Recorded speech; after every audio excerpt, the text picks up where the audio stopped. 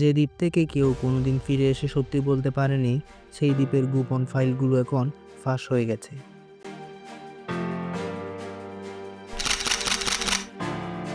Jeffrey Epstein আসলে সেখানে কি করতেন? ফাঁস হওয়া নথিতে বেরিয়ে এসেছে এক অবাক করা নেটওয়ার্কের গল্প। অ্যাপস্টাইন কেবল ধনী ছিলেন না, তিনি ছিলেন একজন মাস্টার মাইন্ড ম্যানিপুলেটর। প্রথমত সেক্স ট্রাফিকিং, তিনি অপ্রাপ্তবয়স্ক মেয়েদের মডেলিং বা কাজের প্রলোভন দেখিয়ে নিজের দ্বীপে নিয়ে আসতেন। দ্বিতীয়ত ব্ল্যাকমেইল ফ্যাক্টরি, অভিযোগ আছে অ্যাপস্টাইন তার দ্বীপে আসা ক্ষমতাধর ব্যক্তিদের গোপন ক্যামেরায় রেকর্ড করতেন। উদ্দেশ্য হোয়াইট হাউস থেকে শুরু করে রাজ পরিবারের বড় বড় মাথাদের নিজের পকেটে রাখা।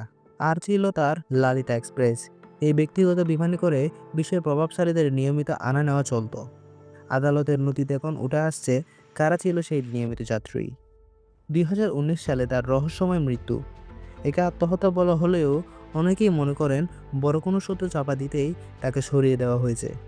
এই ফাইলগুলো এখন সেই সত্যই উগরে দিচ্ছে যা পৃথিবী আগে কখনো দেখেনি।